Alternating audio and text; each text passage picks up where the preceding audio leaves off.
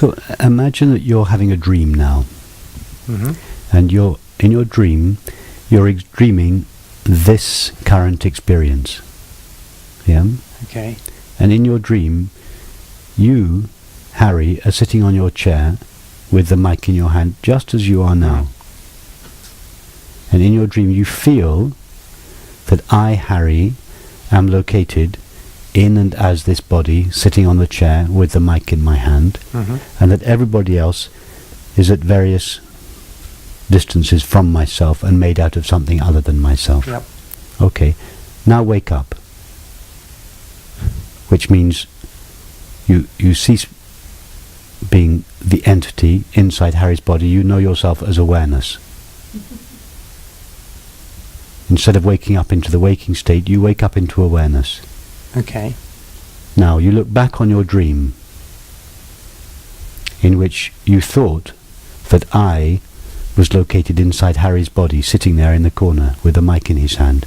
But you realize actually that all the people in the room and the furniture and Holly and the vases and the curtains, it all was equally made out of you. It wasn't just that Harry, the dream Harry, was you. It was all equally made out of you. That is awareness's point of view all the time. Yes. Awareness is the dreamer of this waking state dream. Yes. Which is a metaphor, yes?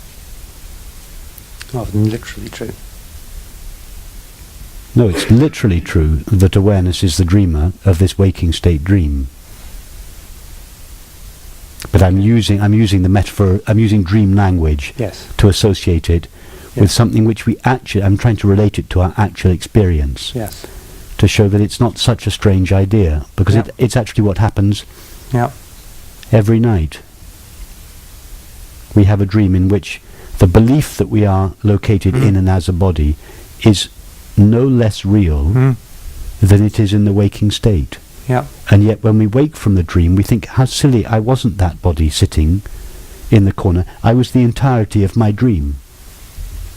This happens every day, or every time we have a dream. So when we wake up, relatively speaking, we wake up into the waking state mind. So now we're waking up from the waking state mind again. It's another waking up, a second waking into not from the dream. So we've been from the dream state into the waking state, and now we're going from the waking state into awareness. And we're looking back at the waking state just as the waking state mind looks back at the dream state, and we see that exactly the same thing happens. Awareness is in relation to the waking state in exactly the same way that the waking state is in relation to the dream state. Right. And then it's clear that awareness isn't located anywhere. And it's clear that awareness isn't located anywhere, just as the real Harry was not located in the corner of the room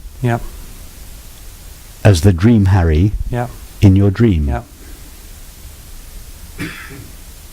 From the point of view of the waking state Harry, you weren't really located in that body mind. So we wake up out of the illusion of the dream state, but we fall immediately into the illusion of the waking state. Now we're waking up out of the illusion of the waking state into the reality of awareness. Right. Which I hope is the last awakening.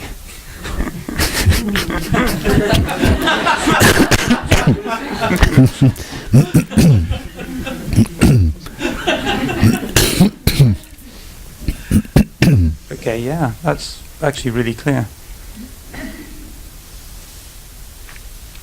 That I know I'm going to have trouble when I try and relate it to the word seeing.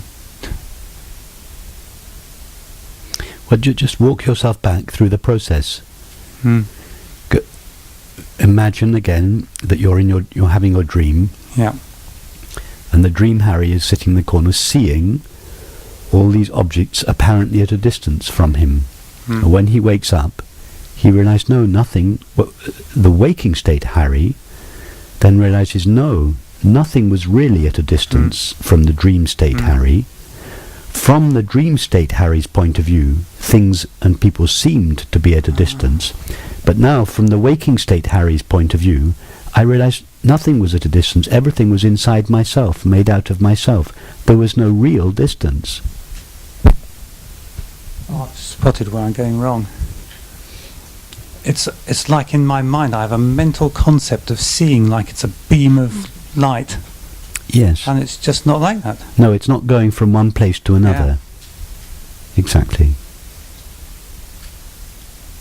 Yeah, so even when I was seeing, it's like there was still this, like this beam of light, but there was still something at the end of the, yes. the end of the beam.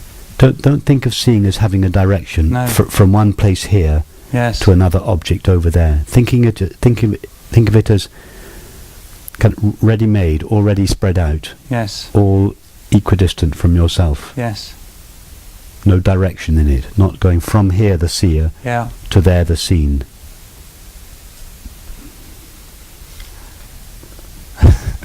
I'm going to have to rethink my entire perception of everything. Thanks, Rupert. It's a pleasure, Harry.